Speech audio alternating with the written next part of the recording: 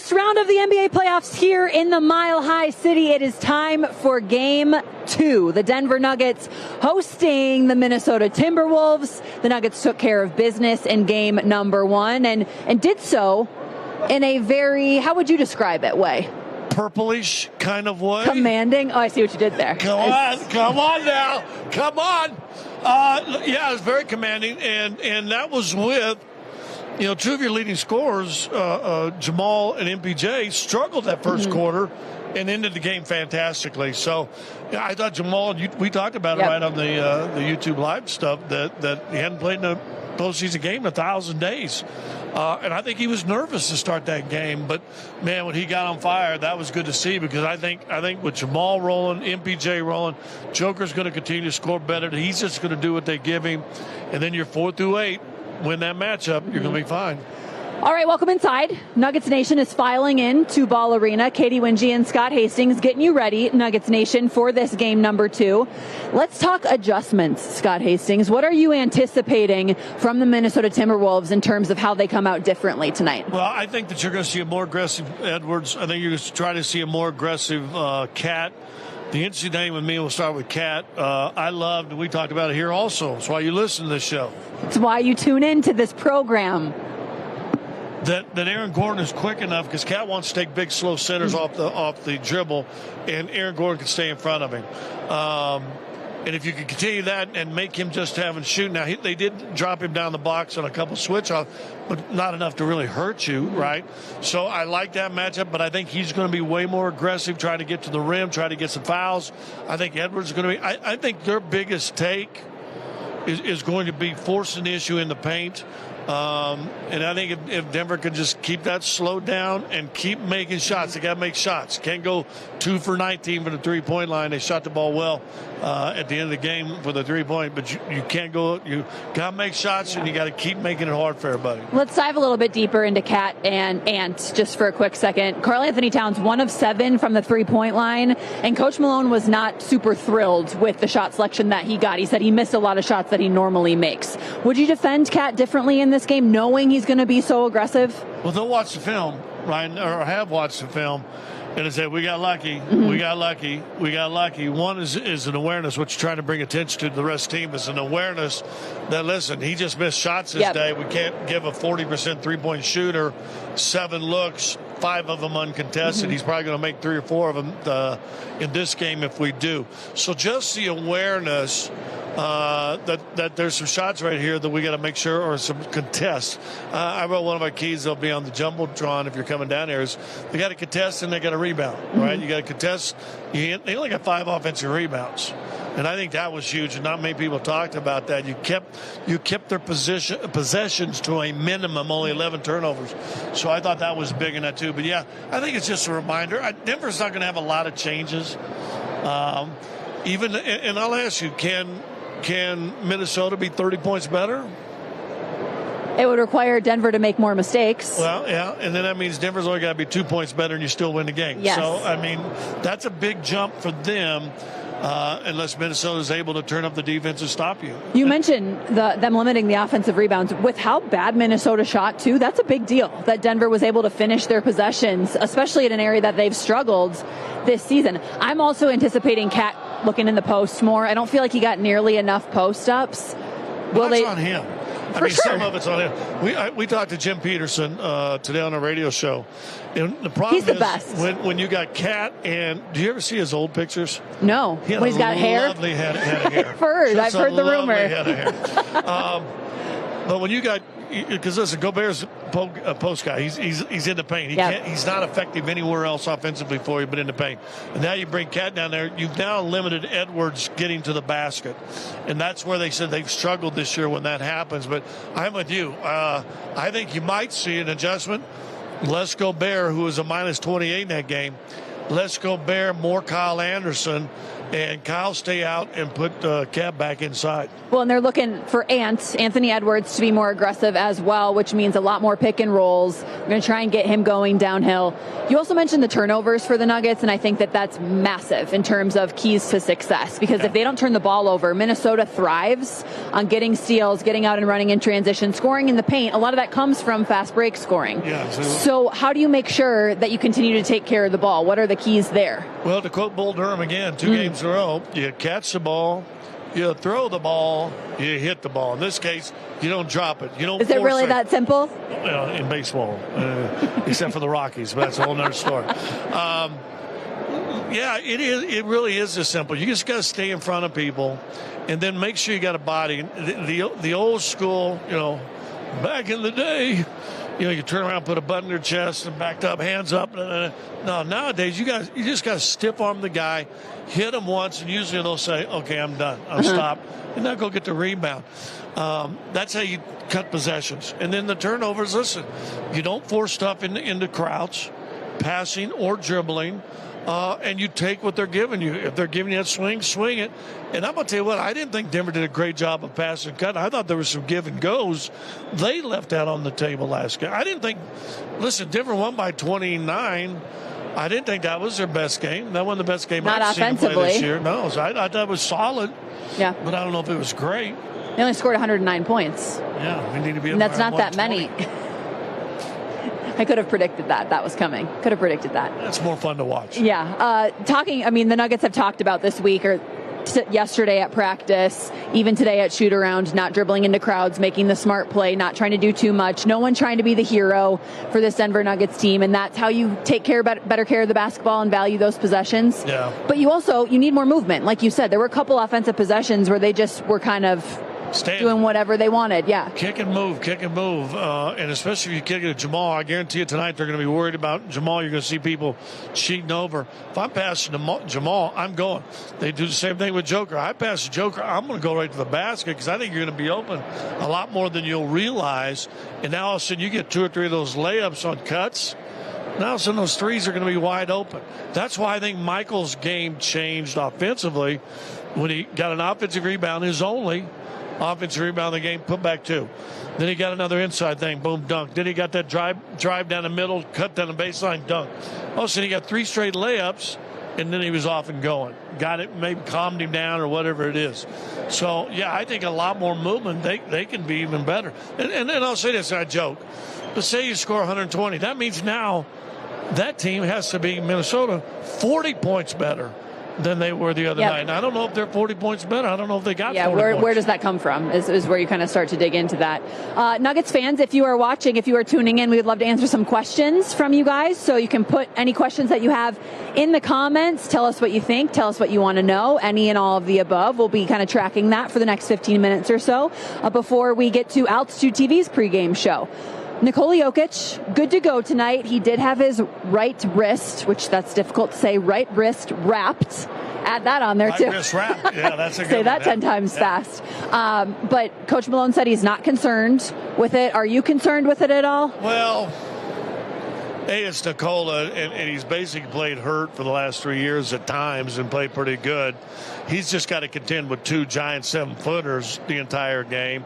He's in a position where, at least defensively, he's always in the paint, so there's a lot of hands-on and stuff like that could affect that wrist. But me as a player, and I'll ask you as a player, I hated stuff on my wrist and arms and fingers. Man, I just hated that stuff. Like Jamal with his thumb taped too. There's no way I would be able to play with that on my shooting hand. No way. I one time in an NCAA game had a paper cut on the tip of my middle finger on my shooting hand, and every time I caught it or released a shot, it sting. I hated that. A paper cut, really? A paper cut. That's exactly. You play for the Bad Boys and you're talking about paper cut? Well, this is when I was playing, I was younger. I was only, how old was I at the time? I think I was 19 at the time, but I still scored double figures. There it is.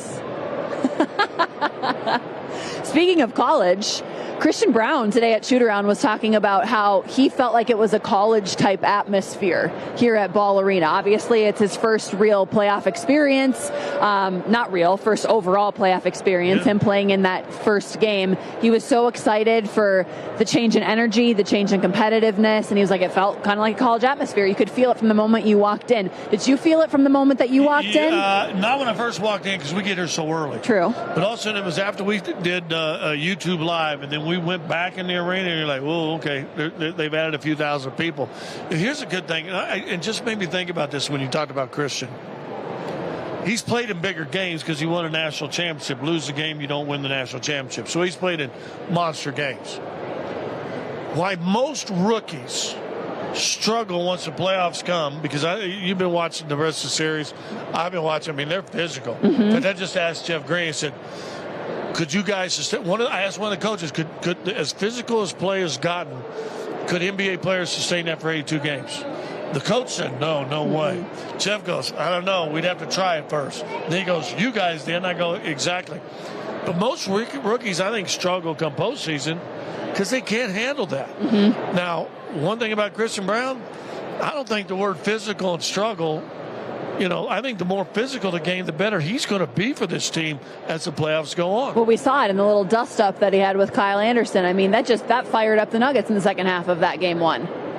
Did you like it? Well, I did. I stood up. I was looking down there at your buddy Jim. If he stood up, we were going. But it's really embarrassing when you're starting, and you knew Kyle Anderson was trying to get something started emotionally. But then you're doing this, talking trash, trying to sling him around, and you fall down. Now you just look stupid. It's like Ring Around the Rosie gone wrong. And now you just look poor. Okay, we've got some questions coming in. These are kind of related, actually, but the first one is, what do you think Jokic's stat line will be? I haven't seen his outfit yet, so it's hard to predict. I didn't see it, but I did see it last time, and he didn't. So he had 6 assists, 13, 14, and 6. And I keep a stat on kick-out passes missed, and especially early. There was 8 or 9 other kick-out missed shots that if you make half of those, all of a sudden he's got a triple-double with 10 assists. So I think he will flirt with the triple-double tonight. Well, apparently he's suited up, so he is dressed for business. And typically when he does that, they were showing the suit. Last game. I know, it was all orange. And I said, orange, you glad playoffs are back in the Mile High City? Right there. This is why you never let your kids play the drums when they're in junior high and high school. Yeah. I'm going to have to yell at you. The drum line is here, setting the tone for Nuggets fans coming in. Okay, second question. I'm going to let you read it, too, just in case. They're coming in live from Pittsburgh, which, great. Hello, Pittsburgh Nuggets fans. Do we expect a bigger scoring night tonight from Jokic, or to be more willing to pass with Gobert and Cat for Minnesota? Well, he's got his hands full with the 2 7-footers always around him, and that's always going to be an issue. But I think he'll have a game in this series. And we talked about last time. Yeah. This is the only series he's got to worry about having this many bigs around him. Yep. If they can continue to advance, I think you'll see his numbers continue to climb. I think Joker's going to do just what Joker can do. So I think he'll be fine. Well, he always makes the right decisions. Yeah, they're going up the escalators, everybody. Don't you worry. They're about to get a little Don't you worry. Yeah. You know who else is in the building? The drumline's in the building. Who is? A-Rod. A-Rod is here.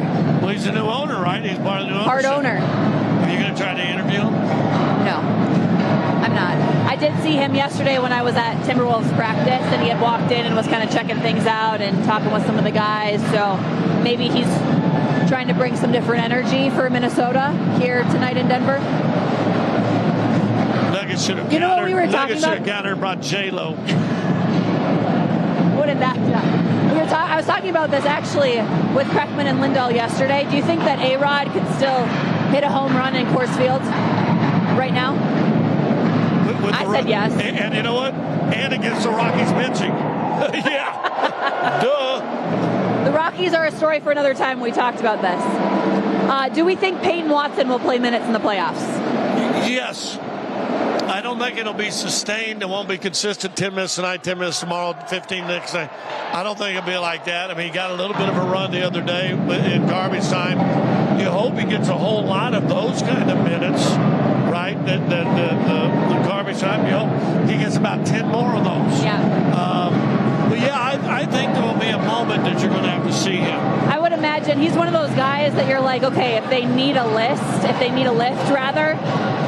coach is going to go to him. Coach is going to say, okay, we need some defensive versatility. If we want to switch more, if we want someone to come in and make a big couple stops, Peyton Watson could be that guy. Yeah, I mean, even tonight, if Edwards starts going off, maybe you need a little height, because that's what they're trying to do with Jamal. Put somebody have a little bit of length on him. You may see it if they need to do that. Do you think CB can be one of the best defenders in the league?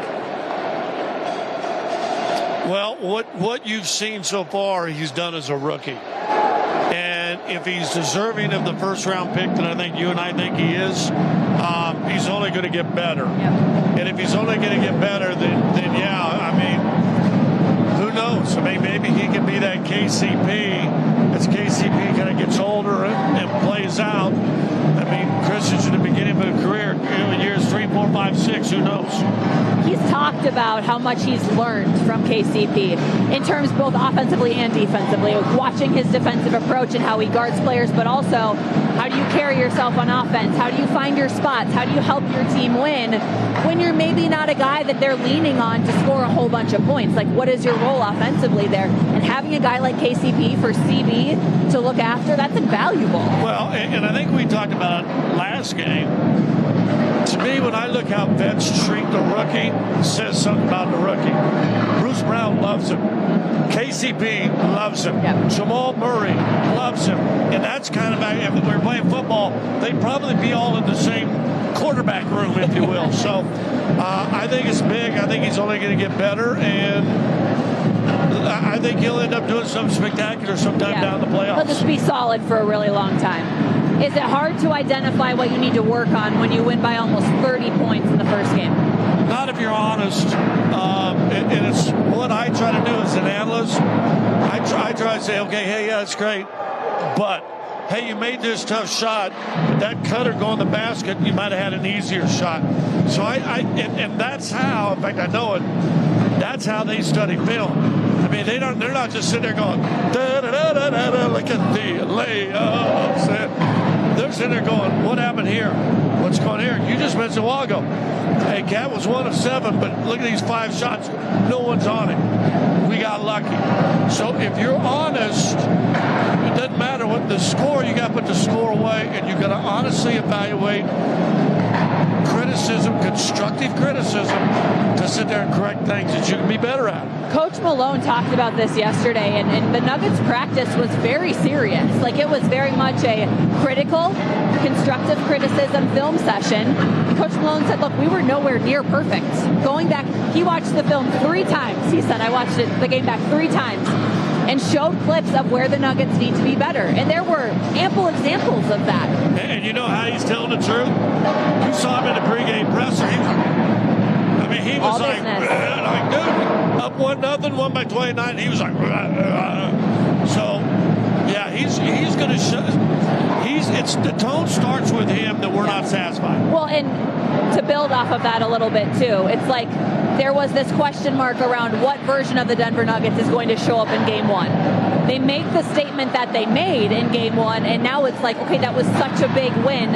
Human nature says, oh, we can just go in and do that again. That's not the case. That can't happen here. Well, that's why I look at the first 2 games as one game. All you've done is won the first half. Now go out and win the second half, and then the pressure's directly on Minnesota to win both those games Friday and Sunday, and I don't think they will.